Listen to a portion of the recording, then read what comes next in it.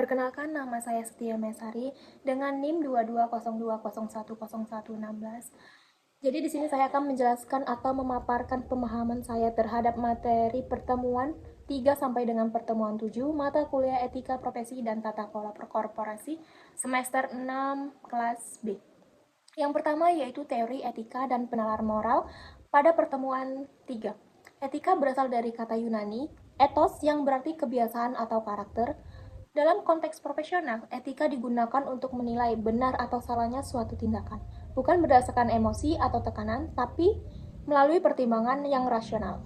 Nah, subbab dari pertemuan 3 ini ada penalaran moral, teori etika yang relevan, dan studi kasus dari Enron. Baik, saya akan menjelaskan satu persatu.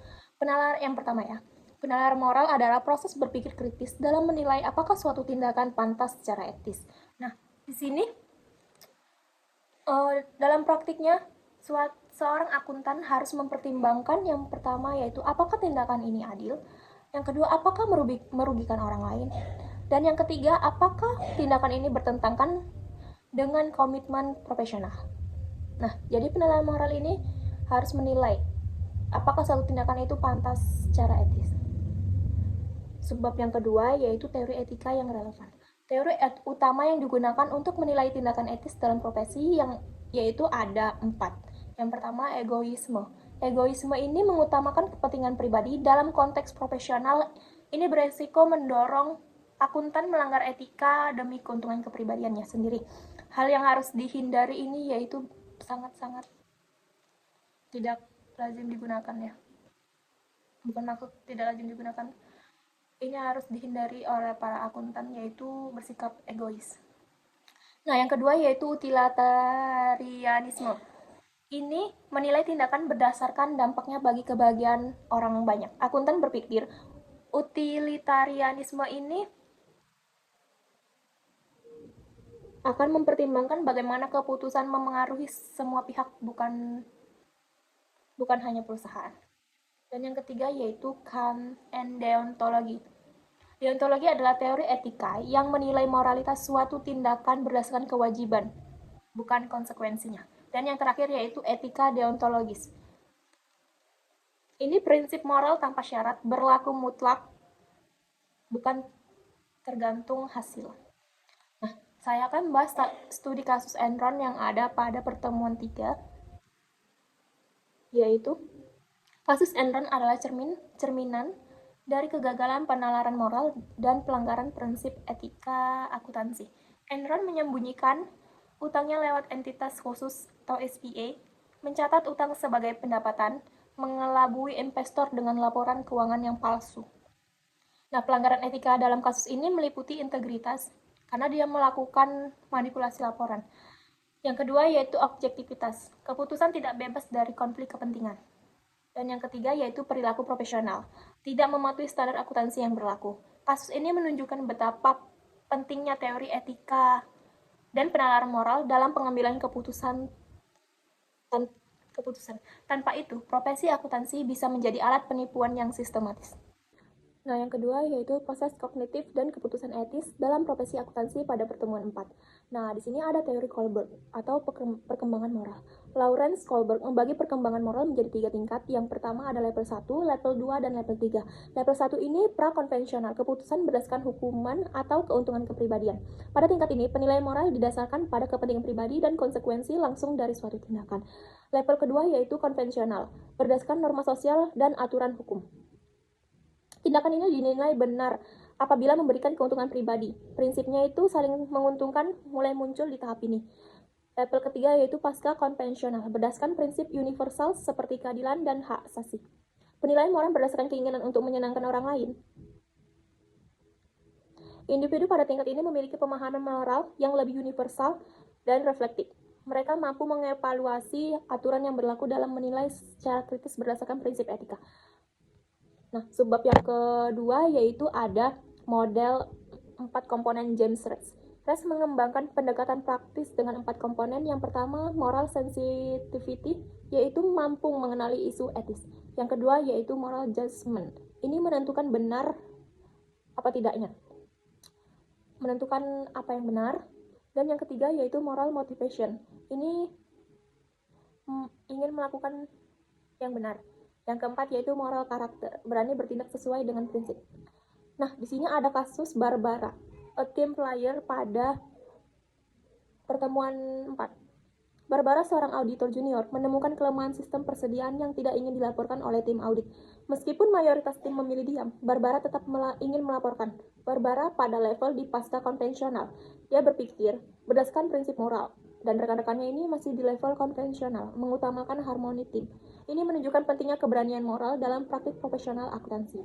Dan yang ketiga ada kode etik akuntan Indonesia pada pertemuan 5. Nah, sini ada 5 prinsip dasar kode etik akuntan. Yang pertama yaitu integritas. Integritas ini lebih dominan kepada jujur dan transparan dalam semua hubungan profesional. Yang kedua yaitu ada objektivitas. Tindakan ini membiarkan bias memengaruhi penilaian. Dan yang ketiga yaitu ada kompetensi profesional. Ini memiliki keahlian dan berhati-hati dalam memberikan jasa. Yang keempat yaitu kerahasiaan atau menjaga informasi klien atau organisasi. Dan yang kelima yaitu perilaku profesional, patuh pada hukum dan standar yang berlaku. Nah, ada sebab dari pertemuan 5 yang kedua yaitu ancaman etika dan bias kognitif. Jenis ancaman umum pada ancaman etika dan bias kognitif ini ada kepentingan pribadi, kedekatan dengan klien, telah atas pekerjaan sendiri, dan intimidasi dari pihak yang berwenang. Nah, di sini ada bias yang perlu diwaspadai, yaitu bias konfirmasi, pemikiran kelompok, dan keyakinan yang berlebihan. Nah, dari pertemuan 5 ini ada studi kasus dari Garuda Indonesia. Dia melapor pencatatan pendapatan fiktifnya yaitu 239 juta US dollar. Komisaris menolak tanda tangan laporan keuangan ini. Padahal ini harus dicek ya teman-teman, karena laporan yang dicatat ini adalah pendapatan yang fiktif. Auditor tetap memberikan opini wajar tanpa modifikasi. Nah, pelanggaran yang terjadi pada studi kasus Garuda Indonesia ini yaitu pelanggaran integritas, objektivitas, dan kompetensi profesional. Dampak yang terjadi pada studi kasus ini yaitu direksi dicopot dari jabatannya dan auditor diberikan sanksi oleh Kementerian Keuangan agar tidak bisa menjabat lagi sebagai auditor gitu. Yang keempat yaitu etika dalam pelaporan keuangan dan audit pada pertemuan 6. Nah, di sini ada 3 subbab dari materi ini. Saya akan menjelaskan satu persatu. Yang pertama yaitu penilaian profesional dan independensi. Yang kedua ada penyelesaian konflik etika, dan yang ketiga ada etika dalam praktik kerja. Nah, penilaian profesional dan independensi ini yaitu akuntan harus membuat penilaian secara objektif. Kerangka penilaian KPMG membantu akuntan menghindari pengaruh, tekanan, atau kepentingan pribadi. Independensi juga bisa terganggu jika auditor memberikan layanan non-audit kepada klien yang sama. Nah, yang penyelesaian konflik etika ini dengan cara melalui langkah-langkah yang dapat dilakukan yaitu evaluasi pembenaran, analisis konsekuensi, mencari penyelesaian yang patuh aturan, dan yang terakhir yaitu bisa mengundurkan diri bila perlu. Nah, etika dalam praktik pajak ini tidak hanya soal kepatuhan, tetapi juga soal keadilan sosial dan kontribusi terhadap kesejahteraan masyarakat. Akuntan harus menghindari skema manipulatif. Dan yang terakhir, yang kelima, yaitu ada etika organisasi, budaya perusahaan, dan tata kelola perusahaan pada pertemuan 7. Dan ini yang terakhir. Etika organisasi merupakan bagian penting dari sistem nilai yang membimbing perilaku karyawan dalam menjalankan aktivitas bisnis. Dalam organisasi yang sehat, keputusan tidak hanya didasarkan pada kepentingan ekonomi, tetapi juga melalui pertimbangan etika, budaya perusahaan, dan sistem tata kelola dan yang transparansi dan akuntabel.